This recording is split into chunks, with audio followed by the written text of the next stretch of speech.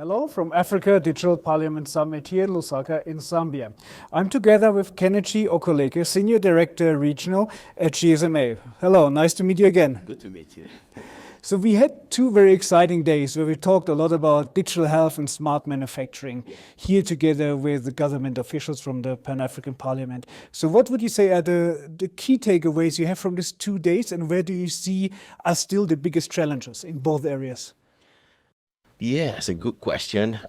So we're working on these two topics at the GSMA at the moment because we see a whole lot of potential for Africa when it comes to digital health. For example, digital technologies can help address many of the challenges that the healthcare sector currently faces. In manufacturing, we also have seen, according to a UNIDO report, that Africa accounts for about 1.9% of global manufacturing output. That is really cool, but it doesn't really reflect, Africa's potential in the manufacturing space. And so what we're doing, looking into these two topics, is to see how Africa can step up and take advantage of the opportunities that digital technologies provide, to enable better healthcare delivery and increased manufacturing output.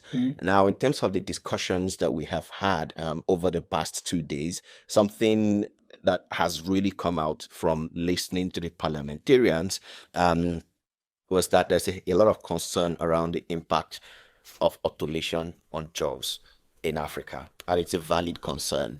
But from the discussions, we've been able to show that there is a need for reskilling and upskilling of the workforce in Africa, so that one, they're able to take advantage of these opportunities, and secondly, those who may be displaced as a result of AI and increased automation would be able to find employment elsewhere. That's the kind of conversations that we have had. But to your other question as to what are some of the challenges, there are quite a few challenges. There are issues around policy, consistent policies and enabling policies around the healthcare and the manufacturing sector. There are issues around power, for example, access to power. Manufacturing is a very power intensive technology, sector, so there needs to be, sufficient power.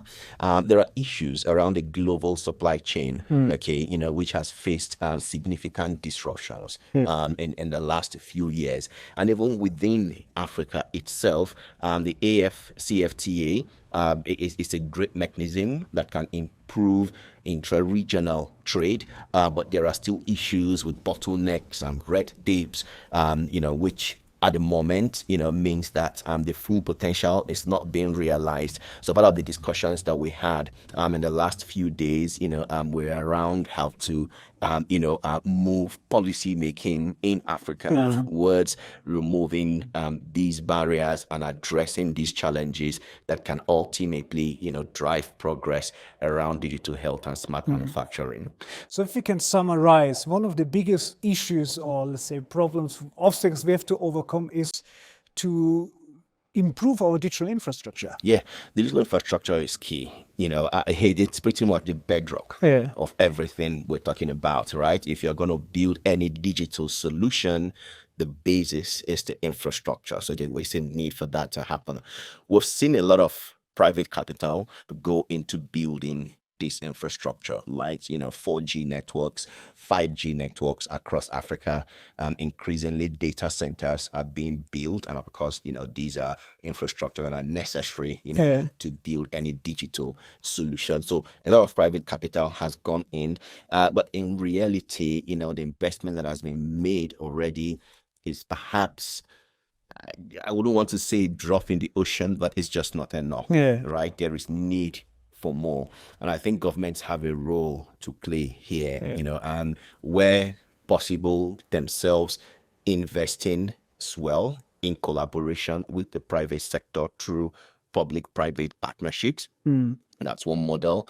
We've also seen very successful cases where governments have provided tax incentives, right, and other forms of incentives to stimulate private capital. Morocco is a very good example, right, where in the course of looking into the smart manufacturing topic, we saw that about 10 years ago, when the Moroccan government removed taxes on some of the special economic zones that were responsible for producing automobiles.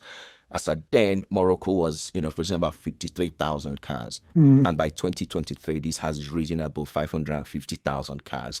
Okay. This is an example, of government stepping in with a forward-looking policy. And this is having, significant impacts on driving the manufacturing sector in Morocco. So these are some of the examples, that governments in other parts of the region can look at, okay, and use similar, strategies to stimulate the digital health and the smart manufacturing sectors in their countries.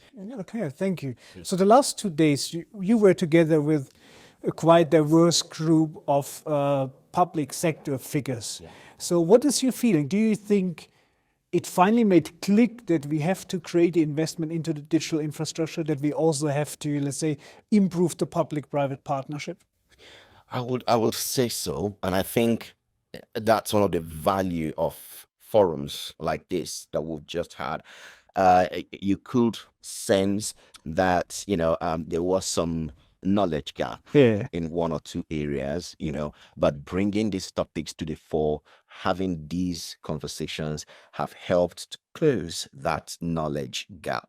Okay, so the expectation is that these public officials will go back to their respective countries and begin to implement many of these policies that we have talked about.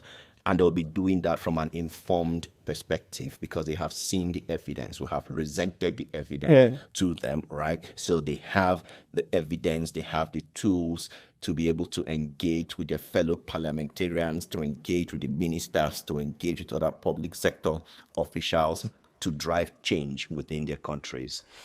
I asked many people over the last 2 years, how do they see the role of AI in Africa's digital transformation process?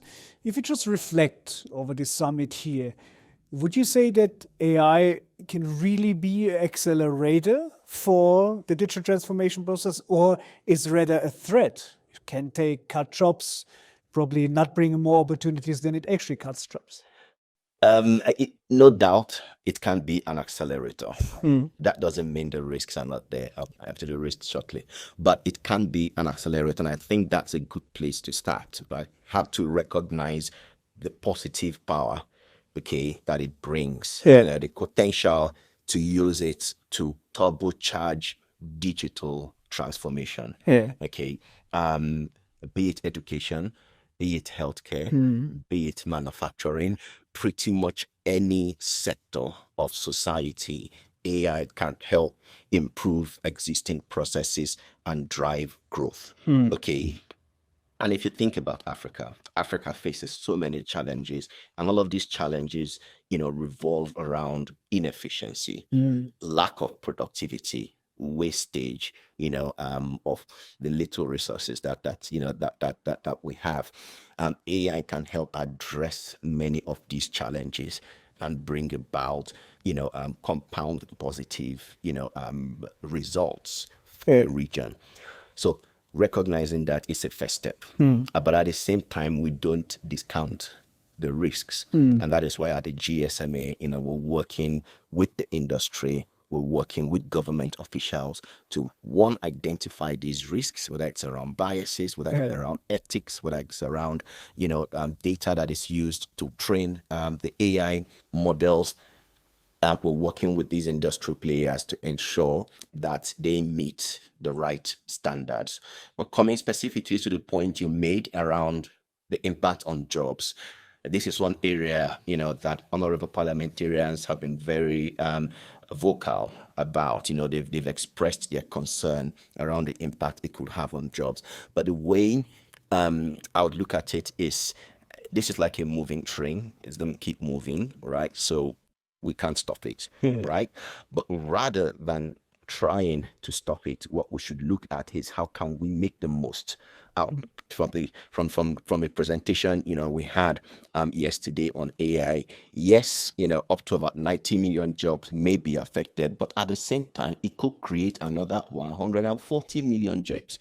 Okay, so But the precondition for that is the readiness. it's the readiness, it's the training, it's the reskilling and upskilling I talked about a little earlier on. So for policymakers, yes, good to worry about the impact of jobs, but beyond worrying about the impact of jobs, begin to take steps to reskill and retrain, upskill your population to be able to take advantage of the new jobs that will be created by these technologies.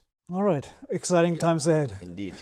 Thanks for your time. Thank you. It was a pleasure talking to you. Thank you. It was TechAfrica News from Africa Digital Parliament Summit here in Lusaka.